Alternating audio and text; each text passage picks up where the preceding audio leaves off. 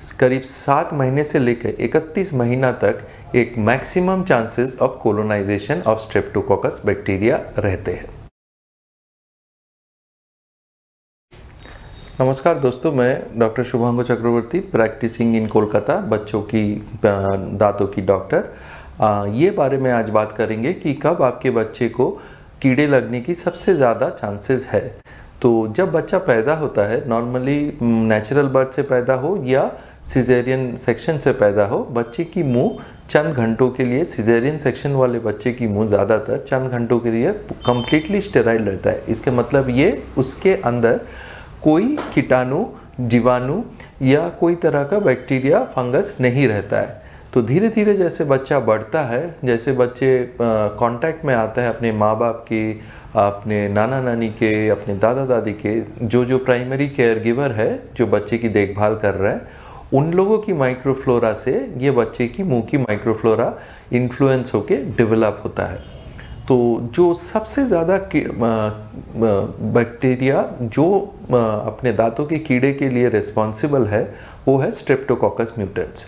तो ये Streptococcus mutants का एक कमज़ोरी है। ये स्ट्रेप्टोकोकस म्यूटेंट्स अगर मैकेनिकली या ऐसे कहीं जगह फंसे ना, तो ये बैक्टीरिया ज़्यादातर ग्रो नहीं कर सकता।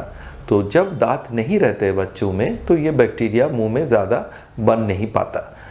जैसे ही पहला दांत आता है शरीर में, अराउंड 6 मंथ्स या 7 मंथ्स की टाइम पे, ये बैक्टीरिया का कोलोनाइजेशन चालू होता है।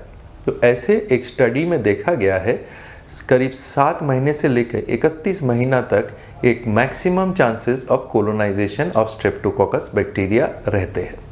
तो इसको हम लोग फर्स्ट विंडो ऑफ इन्फेक्टिविटी बोलते हैं।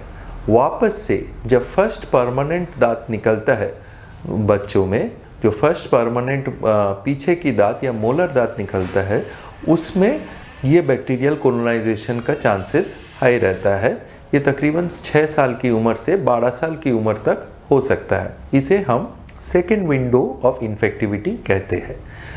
तो ये ऐसा है कि अगर इस समय में दांतों की देखभाल अच्छे से किया जाए और इंट्राओरल मुंह के अंदर की सफाई वगैरह करके मुंह को इस बैक्टीरिया की कोलोनाइजेशन से बचाया जाए, तो ये बहुत बड़ा चांस बनता है कि बच्चों में कीड़े फ्यूचर में ना लगने का।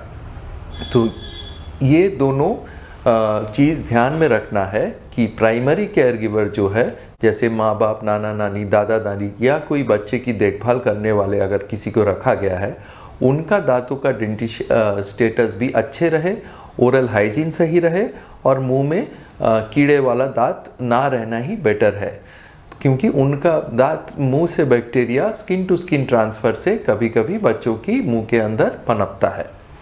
और दूसरी चीज़ ये है, जो बच्चे स्कूल जाते हैं, जो बच्चे डे केयर में जाते हैं, क्रैश वगैरह में जाते हैं और करीब एक प्राइमरी यूटेंसिल से खाना खाते हैं या खाना शेयर करते हैं, टिफ़िन शेयर करता है, ये भी एक चांस होता है कि उन लोगों के सिबलिंग या पियर या दोस्तों, इन लोगों के दांतों की भी अच्छे साफ सफाई रहे, ताकि इन लोगों से भी ये बैक्टीरिया ट्रांसमिट ना हो। ये 2 तरह का ट्रांसमिशन इस समय में देखा जाता है।